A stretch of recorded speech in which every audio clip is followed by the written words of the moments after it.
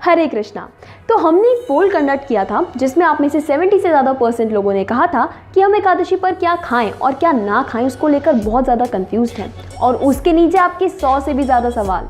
कोई पूछ रहा था कि क्या हम एकादशी पर साबूदाना खा सकते हैं, और कोई बोल रहा था कि सब्जियों और मसालों को लेकर कंफ्यूजन दूर करें। सो अभी विदाउट वेस्टिंग एनी टाइम आज हम ये पूरा कंफ्यूजन खत्म करेंगे, और आगे आपको एकादशी पर कभी भी कोई भी कंफ्यूजन हो तो आप ये वीडियो आके फिर से देख सकते हैं। अब जल्दी से शुरू करते हैं। तो एकादशी पर क्या नहीं खाना चाहिए? तो हर तरह के ग्रेन्स, चाहे वो गेहूं, चावल, ओट्स, मक्का, जौ, बाजरा, राई, कुछ भी हो, आप नहीं ले सकते हैं। अगर दाल में बात करें तो आप किसी भी तरह की दाल, चाहे वो मूंग, तूर, चना, उड़द, राजमा, मसूर या कुछ भी हो, आप नहीं ले सकते।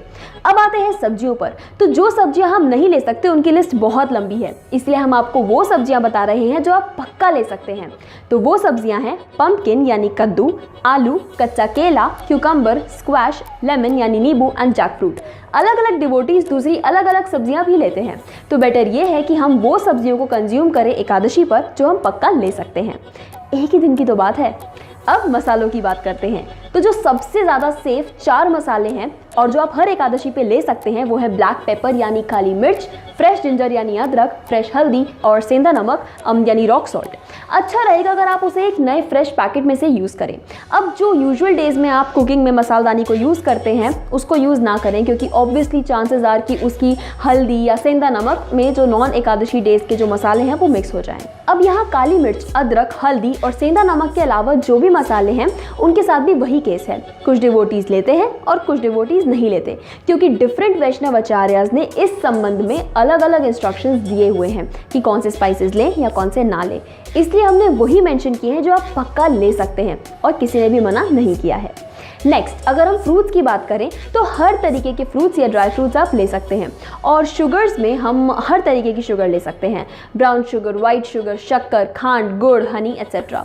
वाइट शुगर जितना हो सके अवॉइड करें, सिर्फ एकादशी के दिन ही नहीं दूसरे दिनों में भी।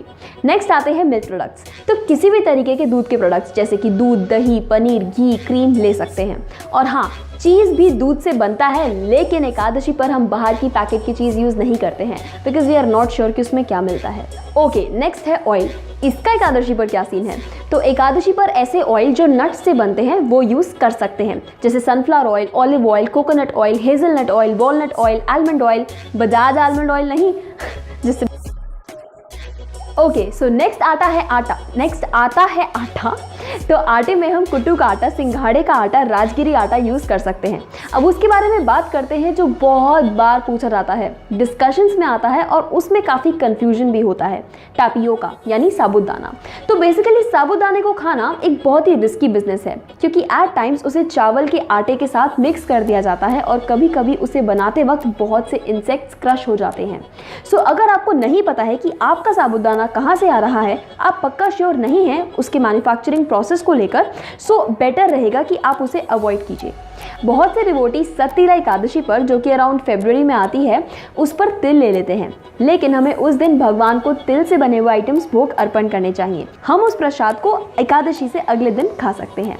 तो जितना हो सके हमें प्रयास करना है कि सिंपल से सिंपल एकादशी रखें, क्योंकि एकादशी फॉलो करने का जो एसेंस है वो ये है कि हम जितना हो सके उतना अपने आप को कृष्ण की हियरिंग यानी श्रवण, चैंटिंग और रिमेंबरिंग में एंगेज रखें। इसीलिए इट इज़ रिकमेंडेड कि हम दिन में बस एक बार या ज़्यादा से ज़्यादा 2 बार ही प्रसाद पाएं। बेसिकली भोजन कम, भजन ज़्यादा। तो ट्रेडिशनली एकादशी का व्रत एक दिन पहले शुरू हो जाता था। मतलब ये कि डिवोटीज एकादशी से एक दिन पहले दशमी पर रात होने से पहले एक सिंपल मील लेते थे और फिर पूरी रात और पूरे दिन बिना सोए जप करते थे, निर्जल व्रत रखते थे और एकादशी से अगले दिन यानी द्वादशी को भी सिर्फ एक बार सिंपल मील लेते थे। तो अब टाइम, प्लेस और सर्कमस्टेंसेस को देखते हुए ऐसा व्रत फॉलो करना तो पॉसिबल नहीं है और इतना आसान भी नहीं है। इसीलिए अगर हम इस ट्रेडिशनल तरीके से एकादशी फॉलो नहीं कर पा रहे हैं तो हम फल या दूध लेकर एकादशी का पालन कर सकते हैं। और अगर तब भी ये पॉसिबल नहीं है तो बताए गए जितने भी मसाले और सब्जियां हैं उनके साथ एकादशी व्रत का पालन कर सकते हैं। और लास्ट में अगर ये भी संभव नहीं है तो हमें सिर्फ ग्रेन्स और दाल को अवॉइड करके एकादशी व्रत का पालन करना ही करना चाहिए। सिर्फ लिमिटेड तरह की वेजिटेबल्स और स्पाइसेस खाना उनके लिए रिकमेंडेड है जो एकादशी को स्ट्रिक्टली फॉलो करना चाहते हैं। इसलिए हमें एकादशी का कृष्णा कॉन्शियसनेस में आगे बढ़ने के लिए जितना हो सके उतना लाभ उठाना चाहिए। इसलिए जितना हो सके उतना हरि कथा सुनना चाहिए और जप करना चाहिए। जितना ज़रूरी हो बस उतना खाएं। अगर आपकी हालत बहुत ख़राब हो रही है, चक्कर आ रहे हैं और जप करते समय कृष्ण की जगह खाना याद आ रहा है, तब ऐसे समय पर आप कुछ खा सकते हैं। अब क्या रेसिपीज़ बनाकर भगवान को भोग लगाकर उन्हें खा सकते हैं? तो बहुत सारी रेसिपीज़ है। श्रीखंड, कद्दू का सूप, कद्दू का हलवा, आलू का हलवा, कुट्टू की पकौड़ी, आलू के चिप्स, घर में बने फ्रेंच फ्राइज, फ्रूट क्रीम, आलू केले की सब्जी, आलू पनीर की सब्जी, मैंगो शेक, बनाना शेक, नींबू पानी और इतने सारे डिफरेंट जूसेस। आप पम्पकिन यानी कद्दू से बर्फी भी बना सकते हैं और आप एप्पल की खीर भी बना सकते हैं। और इसके अलावा बहुत सारी रेसिपीज़ हैं। अब आपको एकादशी पर क्या खाएं और क्या ना खाएं को लेकर इस वीडियो के बाद जो भी क्वेश्चंस हैं वो आप नीचे कमेंट कर सकते हैं। हम आपको रिप्लाई करने का पूरा प्रयास करेंगे।